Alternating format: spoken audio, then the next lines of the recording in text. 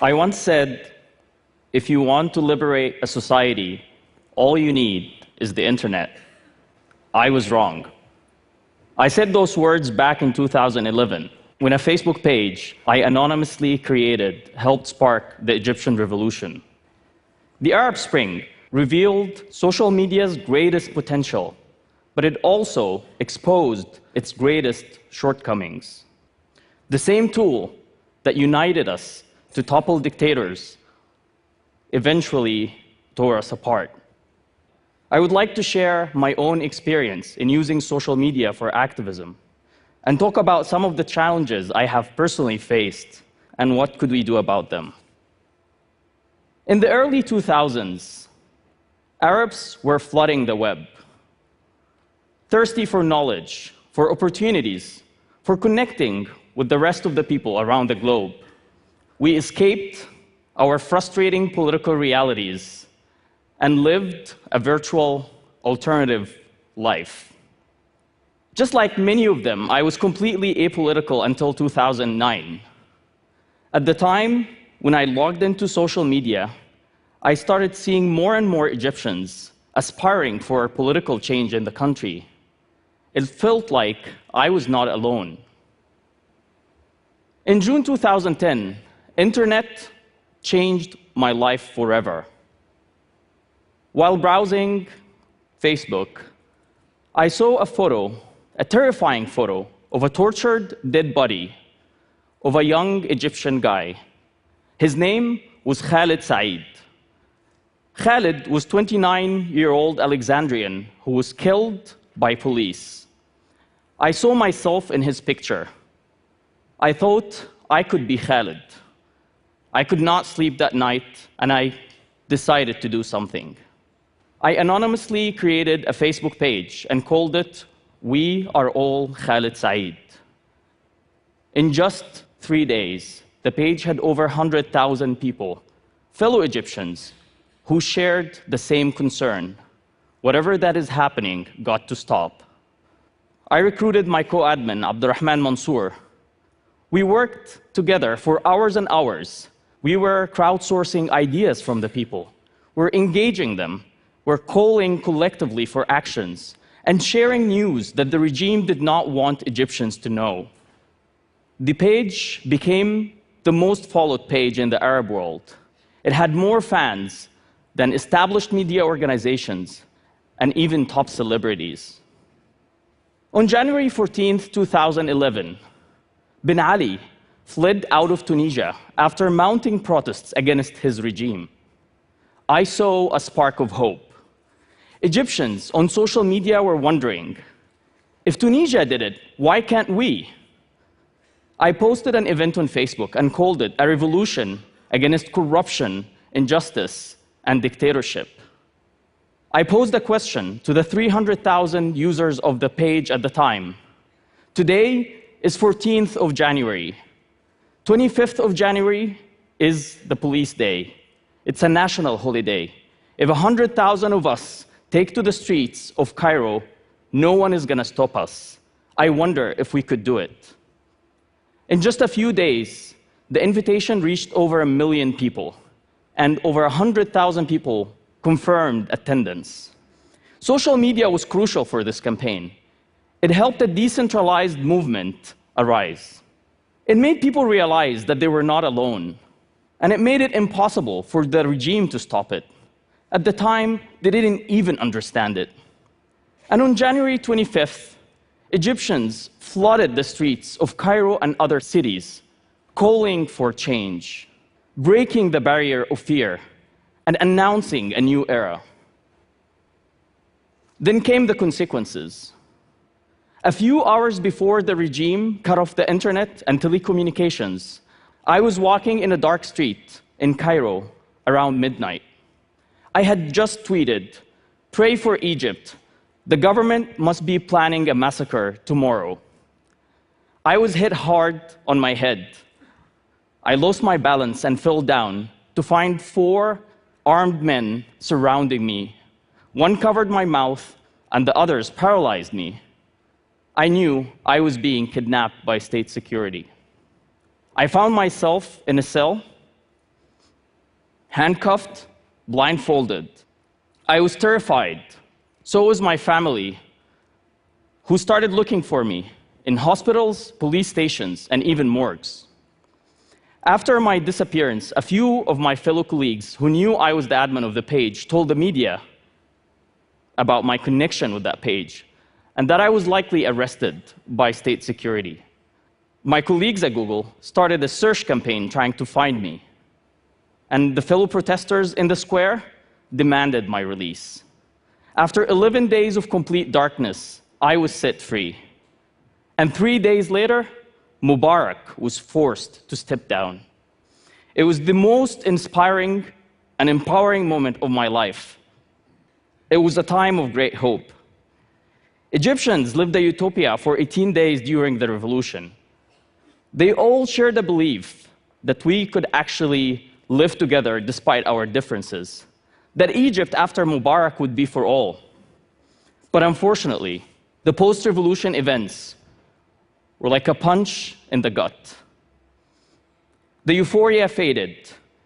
We failed to build consensus. And the political struggle led to intense polarization. Social media only amplified that state by facilitating the spread of misinformation, rumors, echo chambers, and hate speech. The environment was purely toxic. My online world became a battleground filled with trolls, lies, hate speech. I started to worry about the safety of my family. But of course, this wasn't just about me.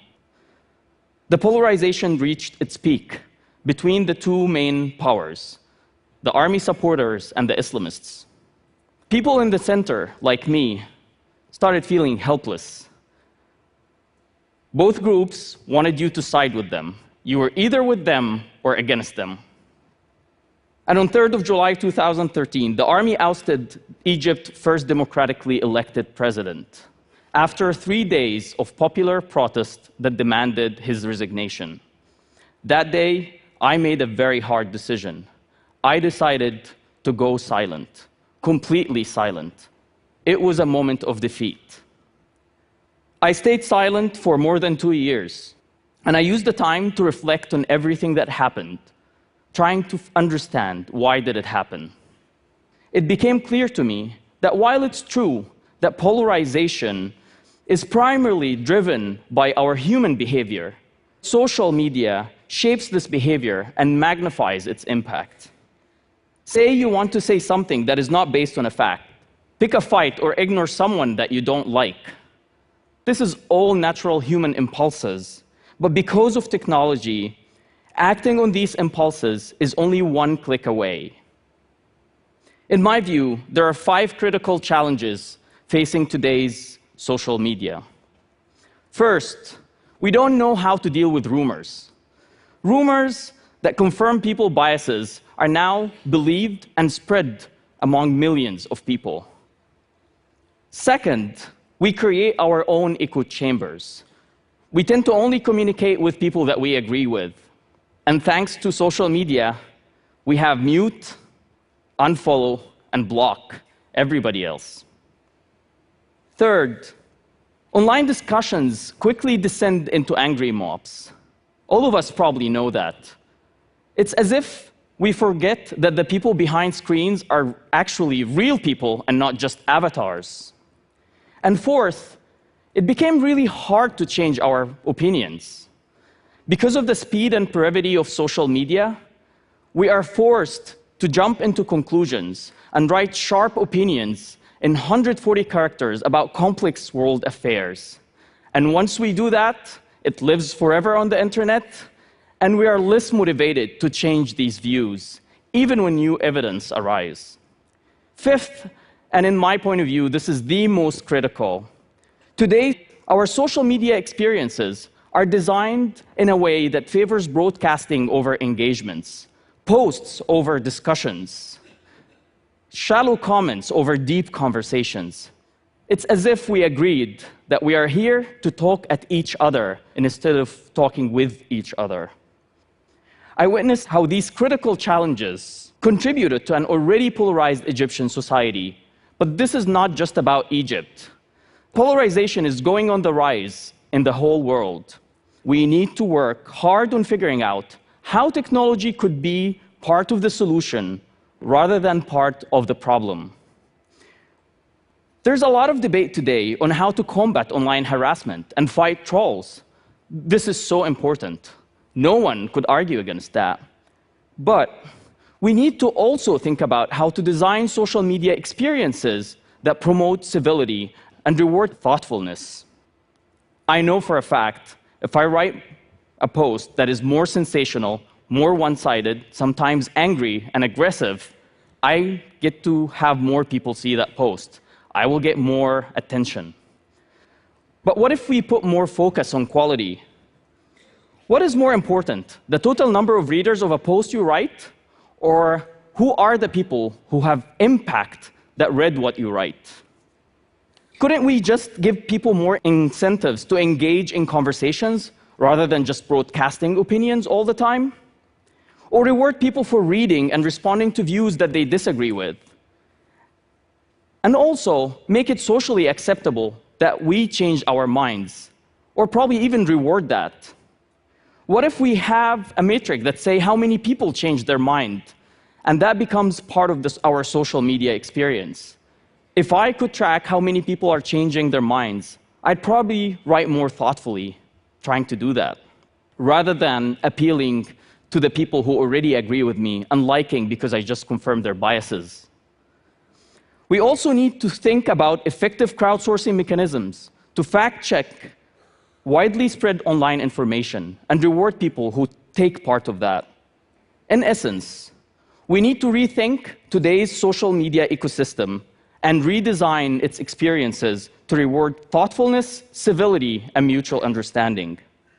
As a believer in the internet, I teamed up with a few friends, started a new project trying to find answers and explore possibilities. Our first product is a new media platform for conversations.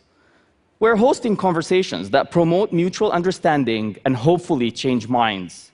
We don't claim to have the answers, but we started experimenting with different discussions about very divisive issues, such as race, gun control, the refugee debate, relationship between Islam and terrorism. These are conversations that matter.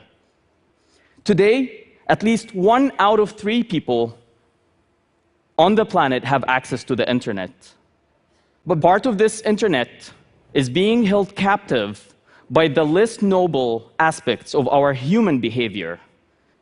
5 years ago, I said, if you want to liberate the society, all you need is the internet. Today, I believe if we want to liberate the society, we first need to liberate the internet. Thank you very much.